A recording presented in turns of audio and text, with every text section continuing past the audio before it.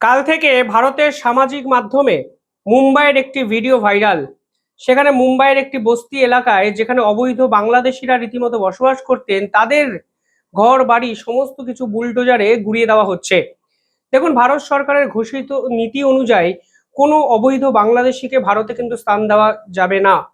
এরা যে শুধুমাত্র ভারতের সম্পদ ব্যবহার করছেন তা নয়, এরা দিনের পর দিন ভারতের জাতীয় সুরক্ষার ক্ষেত্রেও বড় সড়ো এক থ্রেট হয়ে উঠছেন। সেই ধারণা কিন্তু অনেককে করেছেন এবং ভারত সরকার পরিষ্কারভাবে বলেছেন এই অবৈধ বাংলাদেশিদের কোনো অবস্থায় রেয়াত করা যাবে না। এবং গোটা ভারতের চিত্রটা কার্যত এক, যেখানে যেখানে অবৈধ বাংলাদেশিরা দিনের পর দিন এই ধরনের অবৈধ বাড়ি তৈরি করে থাকছিলেন, তাদেরকে কিন্তু বাংলাদেশে ফেরত পাঠানোর প্রক্রিয়া করা চলছে বা চলছে। আজকের দিনে দাঁড়িয়ে আজকের দিনে দাঁড়িয়ে বাংলাদেশের পক্ষ থেকে একাধিক স্টেটমেন্ট আমাদের সামনে আসছে। ইম্পর্টেন্ট বিষয় হলো, ভারতের একাধিক সংগঠন একে মানবাধিকার লঙ্ঘন বলছেন। পরিষ্কারভাবে বলছেন যে এরা কোথায় যাবে, এদের ঘর বাড়ি যদি এইভাবে গুড়িয়ে দেওয়া হয় তাহলে এদের ভবিষ্যৎ কি হবে। প্রথমত, যারা দিনের পর দিন বাংলাদেশ থেকে ভারতবর্ষে এসছেন, তারা যদি ধর্মীয় কারণে ভারতবর্ষে আসেন তাহলে তাদের জন্য নির্দিষ্ট আইন আছে, সিএ আছে। সেই সিএ এর আবেদন করে তারা তাদের নাগরিকত্ব দাবি করতে পারেন। কিন্তু ধর্মীয় কারণ ছাড়া যারা শুধুমাত্র ভারতের জীবনযাত্রাকে উপভোগ করার জন্য ভারতবর্ষে এসছেন, ভারতের সম্পদকে ব্যবহার করার জন্য ভারতবর্ষে এসছেন, তারা তো শুধুমাত্র ভারতের অর্থ ধ্বংস করছেন তা নয়, তারা ভারতের সুরক্ষার জন্য বড়সড় থ্রেট হয়ে উঠছেন। তাই এই মানবাধিকার সংগঠনগুলো মানতেই নারাজ। বাংলাদেশের পক্ষ থেকে পরিষ্কারভাবে এই পুশব্যাক ইস্যুতে একাধিক স্টেটমেন্ট দেওয়া হচ্ছে। যদিও ভারত পরিষ্কার বলে দিয়েছে পুশব্যাক ইস্যু জারি থাকবে। এমনকি আপনারা জানেন, পশ্চিমবঙ্গের মুখ্যমন্ত্রী শুভেন্দু অধিকারী তিনিও কিন্তু বলেছেন যেখানে যেখানে অবৈধ বাংলাদেশিদের সন্ধান পাওয়া যাবে তাদেরকে পুলিশ ধরে বিএসএফ এর হাতে হ্যান্ডওভার করবে। ফলে কোনো অবস্থাতেই জাল Aadhaar card, voter card, PAN card, bank account, এমনকি কোভিড ভ্যাকসিনেশন সার্টিফিকেট কার্যকর হবে না। কোনো আইনি পদক্ষেপের পথে রাজ্য সরকার যাবে না, কারণ এই আইনি প্রসেস যদি হয় তাহলে 2-3 বছর চলে যায়। এই 2-3 বছর ভারতের জেলের অর্থ ধ্বংস করানোর কোনো মানে হয় না। ফলে সরাসরি এদেরকে বাংলাদেশে পাঠিয়ে দাও, ঝুটঝামেলা হাঁটিয়ে দাও।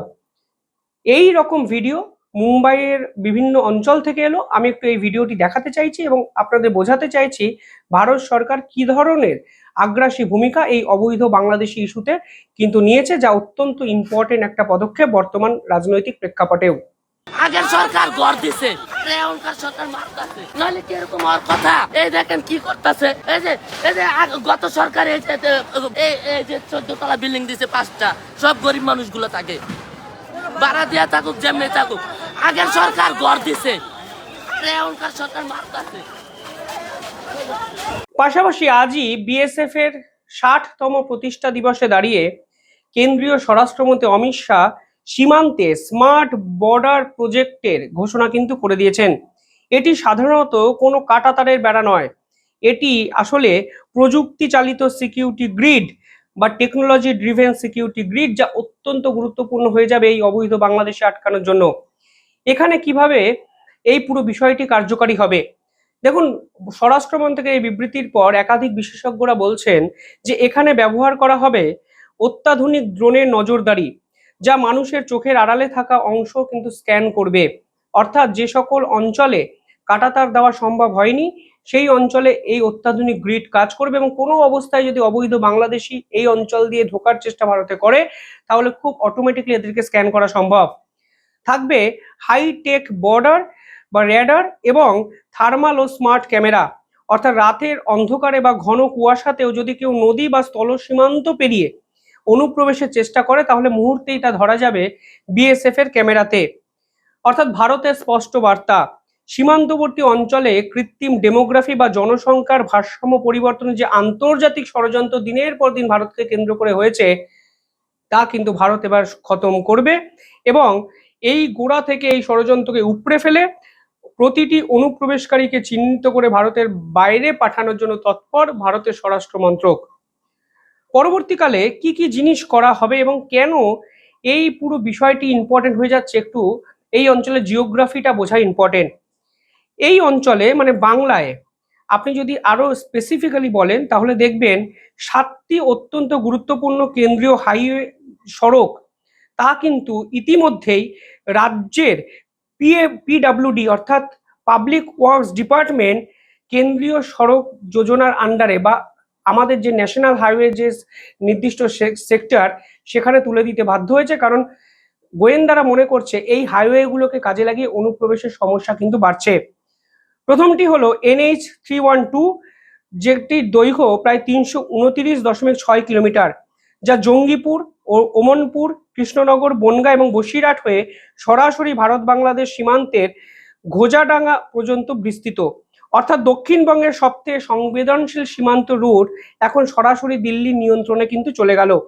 পাশাপাশি উত্তরবঙ্গ এবং ডুয়ার্স কানেক্টিভিটি, যেখানে সেবক আর্মি ক্যান্টনমেন্ট থেকে কালিম্পং হয়ে সিকিম সীমান্ত এবং হাসিমারা জয়গাঁও হয়ে ভুটান সীমান্ত অব্দি রাস্তাটি এখন কেন্দ্রের দখলে।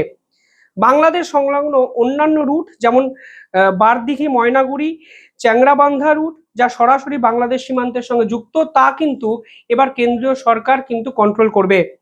অর্থাৎ একটা জিনিস পরিষ্কার, এই সড়কগুলো কেন্দ্রীয় সরকারের হাতে তুলে দিয়ে মালদা, মুর্শিদাবাদ, নদিয়া এবং উত্তর 24 পরগনার মতো সীমান্তবর্তী জেলাগুলো যুদ্ধকালীন তৎপরতায় এখন কিন্তু অনুপ্রবেশকারী সমস্যা মেটাতে অত্যন্ত গুরুত্বপূর্ণ ভূমিকা পালন করতে পারে বলে মনে করছে কেন্দ্রীয় সরকার।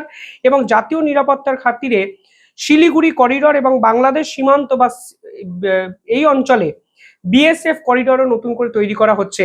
ফলে একদিনে এমন কিছু পদক্ষেপ নেওয়া হলো যা কিন্তু অত্যন্ত গুরুত্বপূর্ণ হয়ে যাচ্ছে জাতীয় নিরাপত্তার জন্য। এবং এই পুরো বিষয়টি ভারতের জন্য কিন্তু ইম্পর্টেন্ট হয়ে যাচ্ছে, কারণ বাংলাদেশ বা বাংলাদেশিরা আমাদের দেশে ঢুকে ভারতবর্ষের কিছু রাজনৈতিক দলের ভোট ব্যাংকে পরিণত হয়ে যাচ্ছে, যা আলটিমেটলি ভারতের ডেমোগ্রাফিক্যাল চেঞ্জের অন্যতম বড় কারণ। ফলে কেন্দ্রীয় সরকার যা করেছে আজকের দিনে দাঁড়িয়ে অত্যন্ত গুরুত্বপূর্ণ এবং সঠিক সিদ্ধান্ত বলে বিশেষজ্ঞরা কিন্তু মনে করছেন।